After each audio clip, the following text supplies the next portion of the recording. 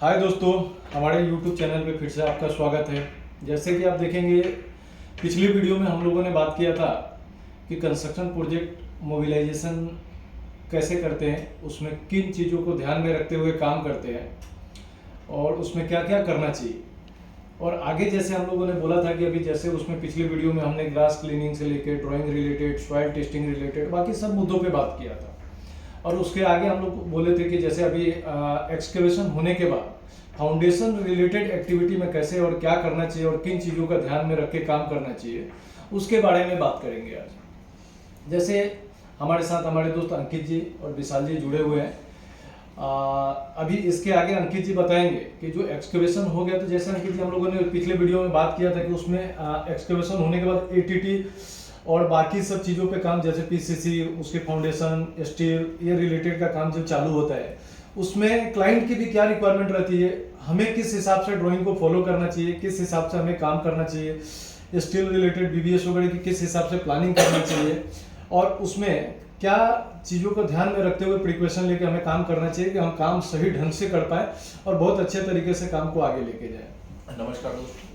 जैसे कि last time मुझे ध्यान है कि हम एक्सकेवेशन के बाद एटीटी की मैं जिक्र कर रहा था कि सबसे इम्पॉर्टेंट और जो बेसिक चीज़ है वो एटीटी, यानी कि लोग अक्सर भूल जाते हैं कि हमें एटीटी करना है। तो एटीटी को कभी नहीं भूलना, क्योंकि एटीटी आप देखेंगे दीमक हो गया या जो खेत वगैरह में मोल्स वगैरह होते हैं वो मिट्टी को खा जाते हैं, मिट्टी को एकदम बेकार कर देते हैं। उसकी जो प्रॉपर्टीज़ हैं, इंजीनियरिंग प्रॉपर्टीज़ है, उनको ख़त्म कर देते हैं, जिससे हमारा फ्यूचर में कोलैप्स होने का ज़्यादा चांसेस हो जाते हैं। तो एटीटी क्या है, एक बैरियर है जो आईएस कोड 6313 में आपको सारी इन्फॉर्मेशन मिल जाएगी।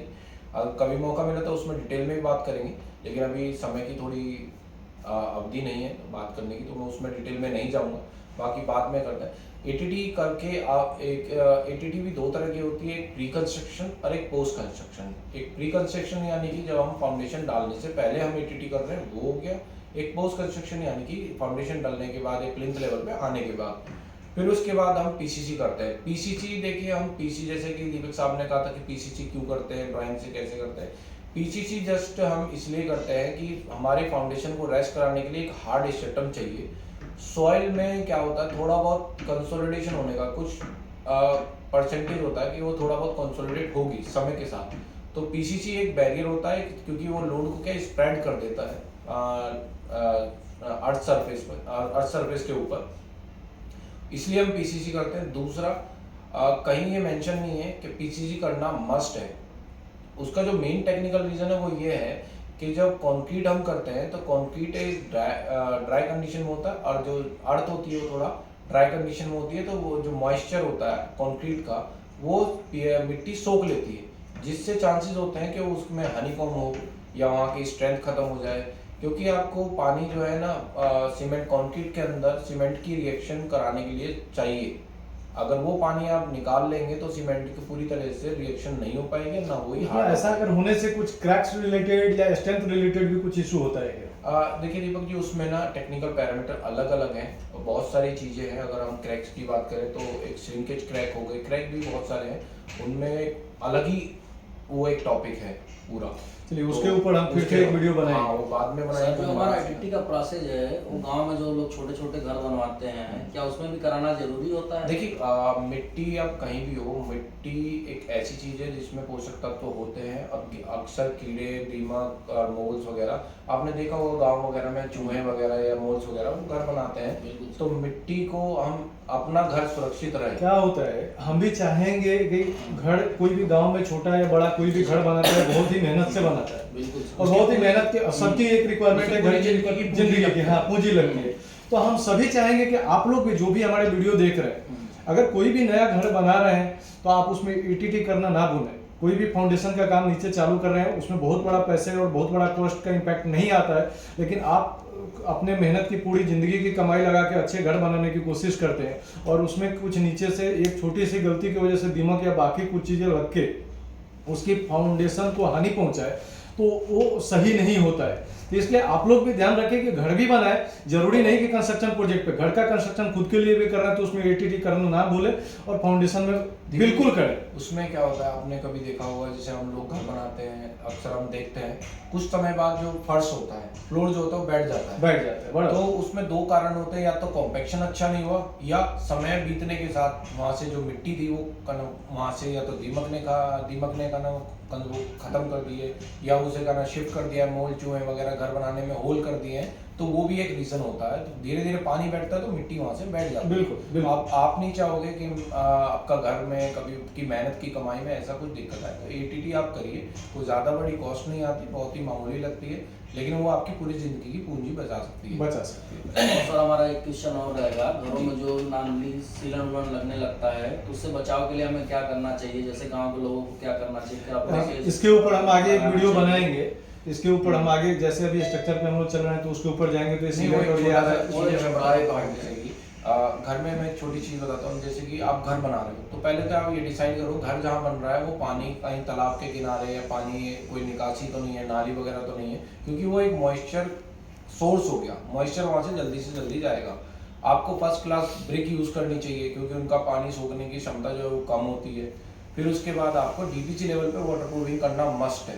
डीपीसी लेवल कैसे डालना है वो हम अलग वीडियो में डिस्कस करेंगे, क्या किन बातों का ध्यान रखना है, किन बातों पे हमें सबसे ज़्यादा कंसंट्रेशन करना है, किस लेवल पे होनी चाहिए डीपीसी, वो एक अलग टॉपिक पे बात करेंगे।